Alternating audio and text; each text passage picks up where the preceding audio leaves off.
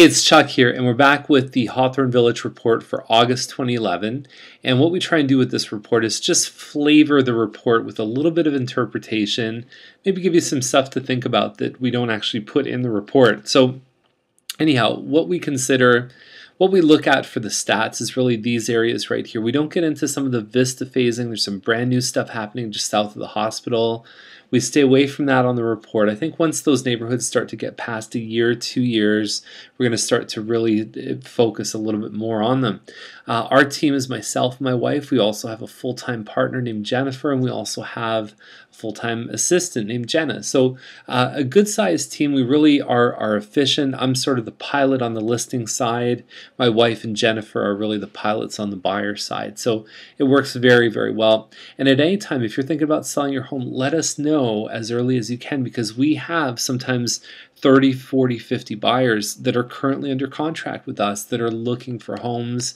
I would say 2 or 3 times a year we sell a home without even putting it on the market. So that's a good thing for you. It can save you time, it can save you energy, and possibly even some money too. So the report itself, be very cautious. I mean, we have to group stats, we have to do averages, things like that, but really what you want is interpretation.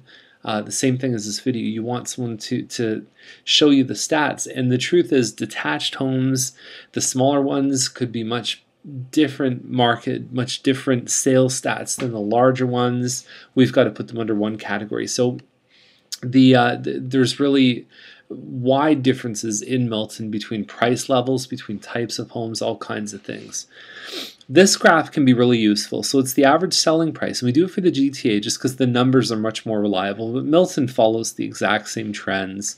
And so we see that there's typically a lowering of average sale price in this time of year. And it's a normal thing. And someone you know is going to come on the news and say, oh, well, real estate's slowing down. Completely normal, nothing to be concerned about. Typically, we see less listings this time of year, so your selection isn't as good, but you also have a little bit less competition because some buyers take the time off. Now, I believe there's 2 reasons for the slowdown, and so one of them is there is an actual supply and demand effect there, but the other thing is that it could be that the larger homes are selling more in the spring than they are right now, and I think it's a combination of both of those factors.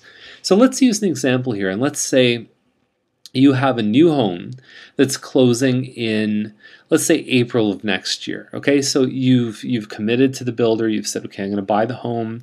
We're closing, let's say, April 1st.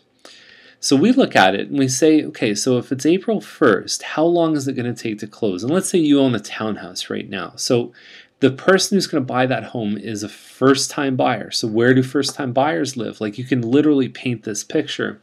They are probably with family or they're renting.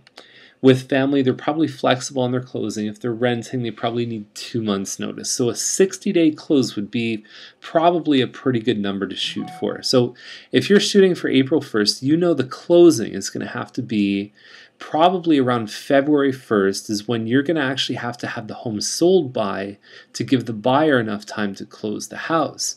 And then you look at it and you say, okay, what are townhomes like mine? What are they typically selling? Like, are they selling in a week, in 2 weeks? That can depend too, and it depends how aggressive you want to be with your pricing, because the higher the price, the longer it's going to take typically to find a buyer for the house. So that's why the strategy can be, okay, well, if it's at a certain price, maybe we start on January 15th, or maybe we start on January 10th, or maybe we start February 1st and just go for like a 24-hour sale. There's all kinds of ways that you can work on this system. But this graph can be really good at figuring out the timing. It doesn't tell the whole story. I've had a lot of homes where we've broken records in the middle of December because there's been a hole in the market where there's nothing really that's for sale. And then we slide in, and then all of a sudden the buyers that are looking, there may only be like 20 or 30 buyers versus 100 in the spring. But if you're looking in the Christmas season for a home, that 20 or 30 buyers, I bet you 80% of them are very, very serious. So you find the concentration goes down, your showings go down, but the quality can often be higher of those showings. So anyhow, that's just a bit about that. We've got townhouse stats here. So if we look across the board, I've changed the numbers around a bit. So you're going to see average days on the market is now something we're putting on the report. So about 70% of the townhomes have actually that have listed have sold in the month of August. We've got, in the month of July, because we're actually looking for July 1st to 31st. The August stats are going to come out in September. 99% of list price, about 10 days on the market. You can see the days on the market creep up a little bit with semi-detached. The percent of sales to actives goes down. And then you can see even further is that the sales to actives on detached is good. And that's fueled a lot by the small ones. A little bit less on the percent of lists. So you're getting about $98 out of, like, let's say, for example, your home's listed for $100,000. This would say that it'd sell for about $98,000. And it's taken about 30 days to sell. And that's, again, fueled a lot by the bigger ones. So you can see that what happens is with every probably 50,000 increment, it's like a whole new market. And so the fuel, the fire, the heat has always come from that lower price range in Milton, because that's really what grew this town. People moving here from Toronto, Mississauga to find their first home. And then we've seen a nice appreciation since then. Okay, so anyways, we've got some year-to-date stats. You can look through this here. You can see the last month as compared to the year-to-date. So you can see that typical July slowdown in the average days on market.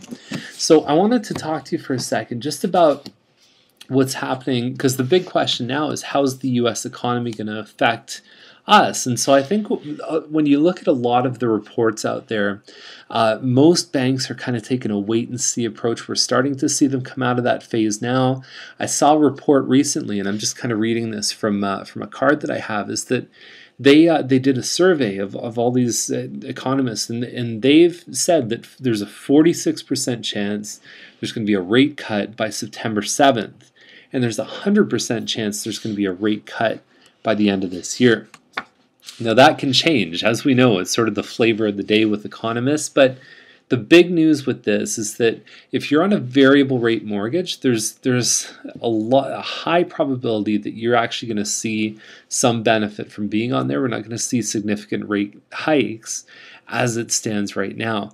And so the bonds are posting huge gains. There's a lot of pressure to even get those rates lower, just to keep everything in order. So it's one of those things that we'll just have to see. There's a lot of world problems right now, and so a lot of people are predicting low interest rates for a long period of time. What's going to precipitate house price dropping is probably interest rate increases. So we're looking at a pretty stable environment, hopefully for the next little while. I think that's probably a good thing for everybody. So some people in the report that we've obviously helped along the way, these are actual people. That's Stan over there, that's Jenny, and we've helped all these guys, buy homes and sell homes, all found us through this Hawthorne Village report. So anyhow, I know I'm being a little bit long here. We've got what's currently for sale in here on this website. Here is just, if you scroll down, you'll see the actual sales and the availables. That really gives you a good temperature of where the market's at, what you're competing against. Okay, so anyhow, as always, you got three options. You can let us know what kind of home you have, and we can certainly see if we have a buyer before putting it on the market. We call that the silent market. And we can also come by, do a room-by-room review, and actually give you an idea of what your home, like what things to do in your home before you put it up for sale. And the last thing is we do a pinpoint price analysis, and we could even guarantee to sell the home in 60 days or less when we give you a price for your home. So that's the report. Hope you enjoyed it. My name is Chuck Charlton with Royal LePage, and our phone number is 905-693-9346. If you need anything at all, please reach out to us, and we're here to help. Okay? See you next month. Take care. Bye.